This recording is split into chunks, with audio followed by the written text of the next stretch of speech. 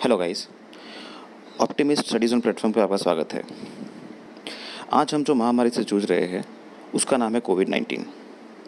अब ये जो कोविड-19 कंसेप्ट है वो सिविल सर्विस एग्जामिनेशन एस्पिरेंट के लिए सिविल सर्विस एग्जामिनेशन के पैटर्न के हिसाब से बहुत इंपॉर्टेंट हो सकता है।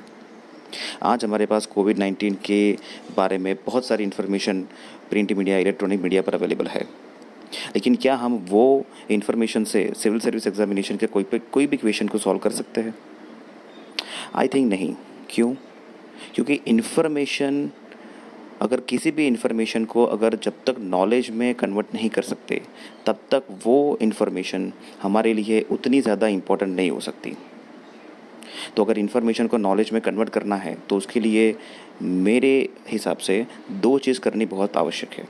सबसे पहले, इन्फॉर्मेशन को we need to place in a organize manner. जब तक हम किसी भी इन्फॉर्मेशन को एक अच्छी तरह से ऑर्गेनाइज वे में देख नहीं लेते तब तक हमें उस इन्फॉर्मेशन के बारे में अच्छी तरह से पता नहीं लग सकता, सबसे पहली बात।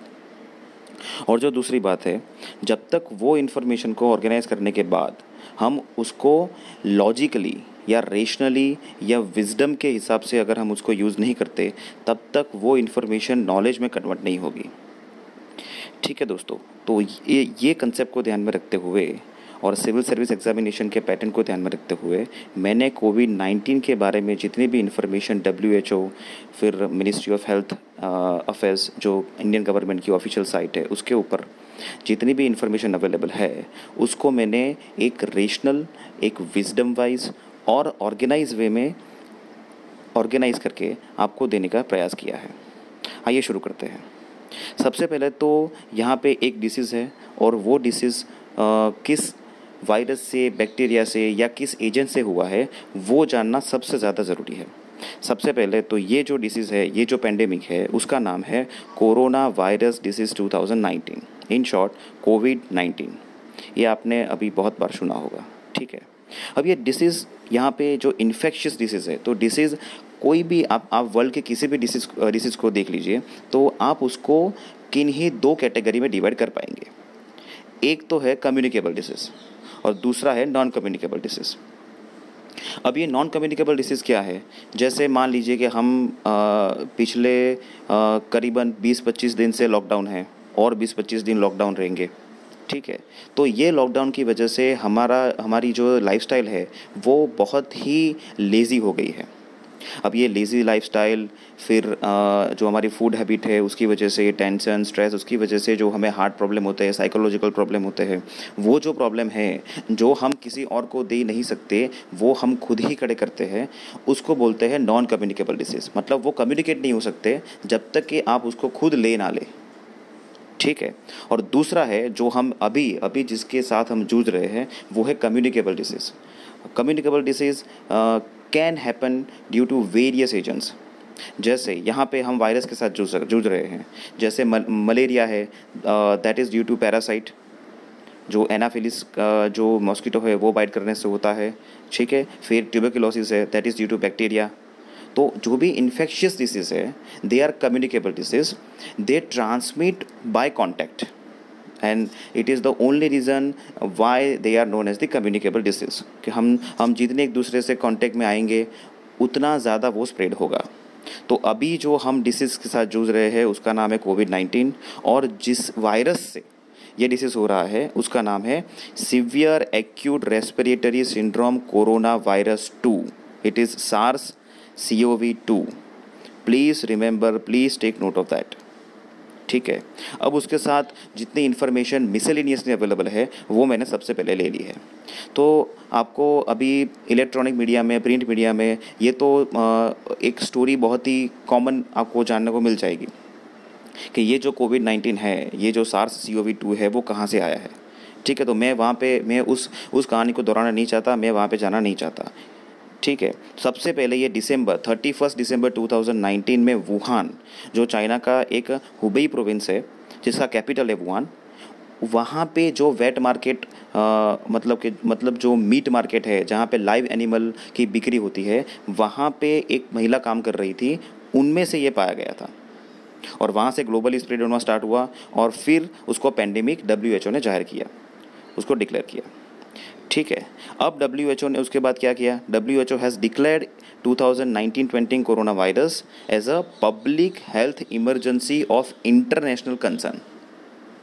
अब ये क्या है और ये WHO ये कब करता है, ये हम आगे देखेंगे।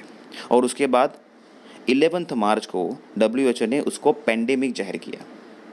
Now it is very important to differentiate between endemic, epidemic and pandemic. मान लीजिए कि कोई भी जो डिसीज़ है, जैसे let us take an example of corona itself.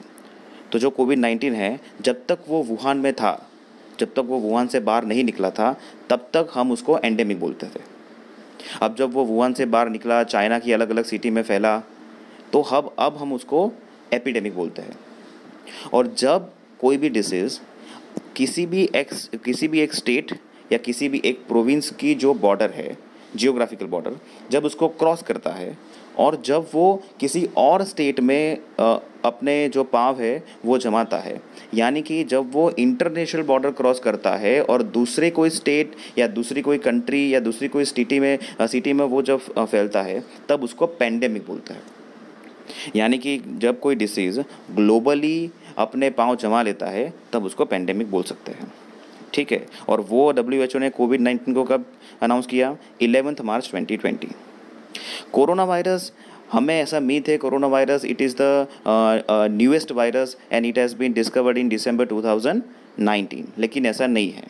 जो कोरोना वायरस है वो 1960s से पृथ्वी पर है, तब से ये हमें we are known to that.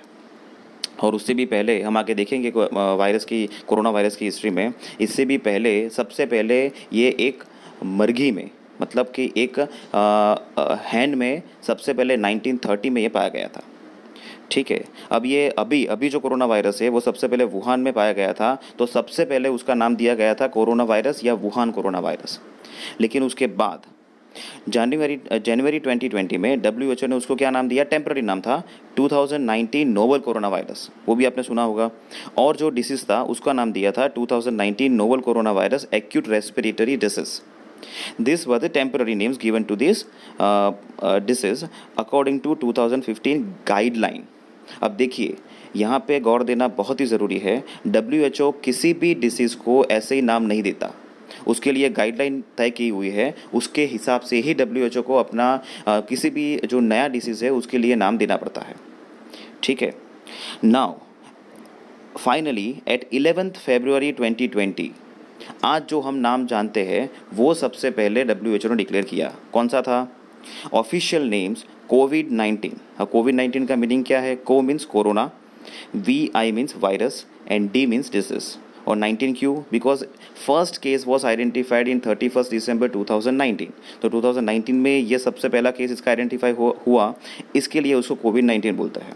और जो वायरस उसके लिए जिम्मेदार है उसको उन्होंने क्या नाम दिया है? SARS-CoV-2।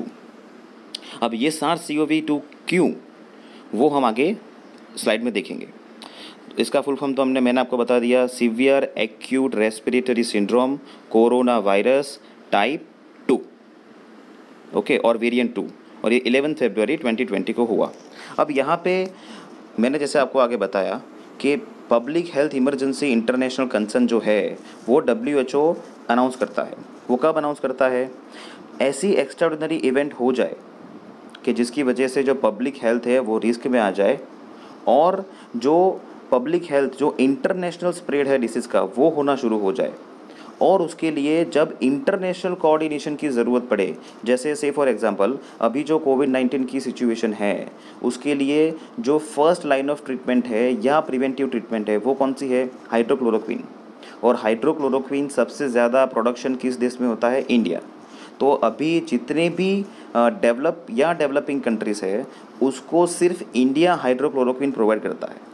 It means it requires, this particular condition requires international coordination.